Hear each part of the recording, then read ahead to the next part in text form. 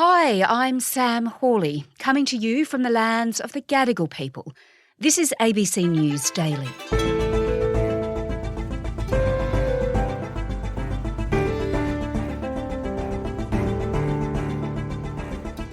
Since the beginning of the war in Ukraine, more than a dozen high-profile Russian businessmen have been found dead. The Kremlin says they're either accidental deaths or suicide, but Western analysts doubt that. Today, Bill Browder, who was once the largest foreign investor in Russia, on the lengths President Vladimir Putin is going to retain his grip on power as his war falters.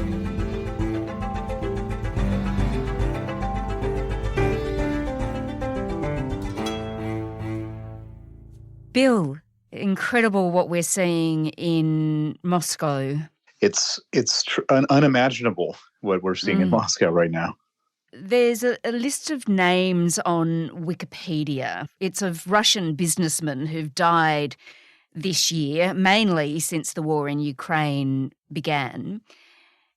It lists how they died and who they were. Just tell me a bit about that list. Well, you have a number of mostly oil and gas executives. I think like 90% of the list is oil and gas executives. And they've all died by supposedly committing suicide or murder-suicide or all sorts of falling down stairs, falling out windows. And generally in Russia, if somebody dies in that way, one should view it as suspicious. And when people of all of the same industry die that way, it looks to me like what I would call a epidemic of murder. You should rule in foul play, not rule it out.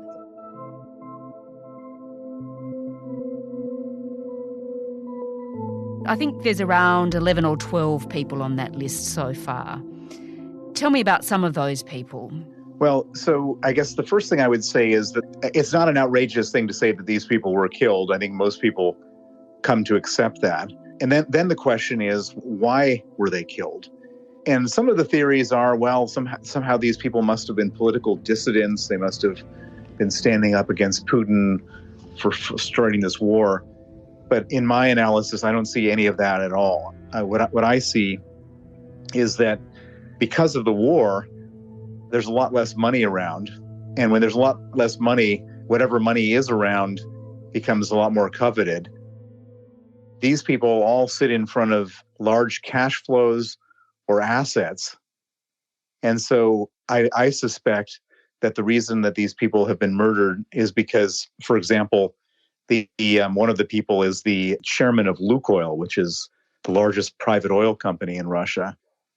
And I would imagine that somebody came to him and said, hey, we would like this unbelievably lucrative flow of cash diverted from wherever it's being sent to right now to a new place. And I would suspect that this guy said no. And then the best way of getting that flow of cash is to kill him and then ask his replacement the same question. So this is more, in your view, about redirecting much needed money. The deputy general director of Gazprom, Russia's energy giant, he also turned up dead, didn't he? He did indeed, as did a person from Gazprom Bank, a person from Novatek, which is another very important gas company. We've seen this movie before. In the 1990s, when there was also a big shortage of cash, there was something called the Aluminum Wars. And during the Aluminum Wars, many dozens of senior executives in the aluminum industry were all killed. And so this looks to me like a repeat of the Aluminum Wars. And Bill, what role does Vladimir Putin have in these deaths, do you think? Well, my own experience says that Vladimir Putin is the mafia boss. I mean, he is the head of state, but he's also the mafia boss. And so as the mafia boss, he gets a cut of any money that flows to these mafia underlings.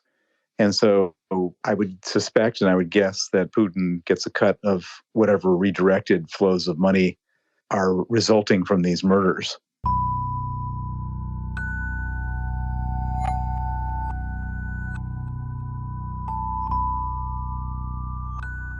Vladimir Putin has been kneecapped by the sanctions. He is the richest man in the world. He holds his money via these individuals called the Russian oligarchs. The Russian oligarchs have been sanctioned, therefore his offshore money has been sanctioned. The one money that hasn't really been sanctioned has been the revenues from the oil and gas industry, and he needs more money now to run his war. It shows us just how far Vladimir Putin is willing to go to shore up his position. And he really does need to do that right now, doesn't he? Because he's facing growing opposition, even from high-profile people within Russia, as his war begins to falter. Indeed. So you had one of the most famous rock stars in Russia, a woman named Alla Pugacheva, who has openly condemned Putin, calling for an end to this war, describing the insanity of this war. You also have people now, even on television, all starting to not necessarily criticize Putin, or if they do criticize Putin, they're criticizing him not necessarily for starting the war. You have people criticizing him for not being ruthless enough. Basically, you have dissent among the ranks. And at the same time, you also have people demonstrating on the streets of Moscow because of the conscription. You have borders clogged up as people are all fleeing the country. Kazakhstan and Georgia are among the countries that have seen a large influx of Russian men of military age. In the United States, the White House... It's a real mess for him right now.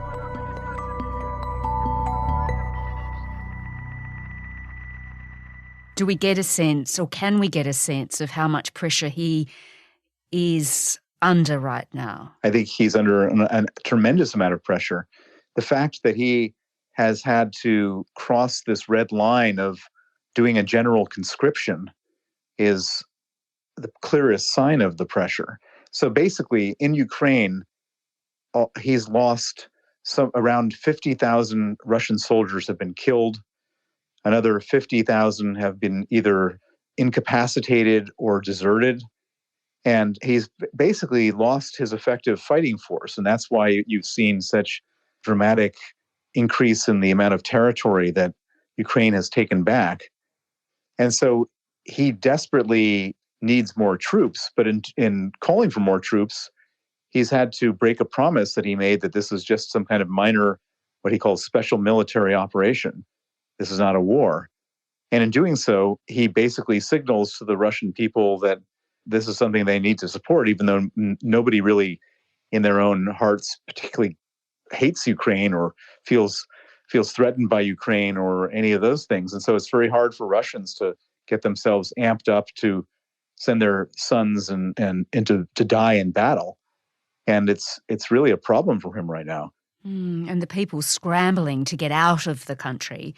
How significant is that to the national psyche, to everyday Russians, and how they feel about what's going on? Well, I think that what it shows is that people are voting with their feet as far as this war is concerned. You have a situation where people are really unhappy. And it's very interesting because I know a lot of Russians, and I know of a lot of Russians who basically have not cared about Putin's brutality before. When you try to get them interested in human rights abuse or his clampdown on democracy, they all just shrug and carry on with their business. All of a sudden, these same individuals are all panicking and are really angry right now because it affects them if either they or people they know are going to die in a war that they don't support. The war in Ukraine, it's not going well for Vladimir Putin. There are a growing number of critics at home, the protests on the streets, the people fleeing. Can he bring them all under control? Can he silence them? Well, generally, that's what an authoritarian dictator does. So we've seen many times this thing played out in different places, including Russia, where everybody starts out really unhappy, and then what does the dictator do? He makes life so miserable for anyone who speaks up that they just calm down and keep their mouth shut. And I suspect that Vladimir Putin is going to do that here. He's got a long track record of quashing dissent. by fear and brutality. And so that's the most likely outcome. But you never know. And that's the thing. He doesn't know. We don't know whether this thing will just keep on, escalating and escalating, where people get more and more upset, and he has no way of tamping it down. Yeah, I mean, what do you think? Is there a chance that his political power could be at risk? I mean, could this war actually be, in the end, his downfall? Well, I mean, that's what we hope for. I think there's absolutely a probability of it. How high the probability is, I would say not that high. I think that he has an apparatus of repression that's really very well fine-tuned. And, if you were to bet, is Vladimir Putin going to be around 5 years from now? I think a betting man would say he probably would be. Bill Browder is the co-founder of investment fund Hermitage Capital and was the biggest foreign investor in Russia until 2005, when he was expelled and deemed a threat to national security for alleging widespread corruption. Last month, Vladimir Putin threatened the world with nuclear war. We covered that on the 23rd of September, and that's in your feed. This episode was produced by Flint Duxfield, Sydney Peed, Chris Dengate, and Sam Dunn, who also did the mix. Our supervising producer is Stephen Smiley. I'm Sam Hawley. ABC News Daily will be back again tomorrow. You can find all our episodes of the podcast on the ABC Listen app. To get in touch with the team, email us on abcnewsdaily@abc.net.au. Thanks for listening.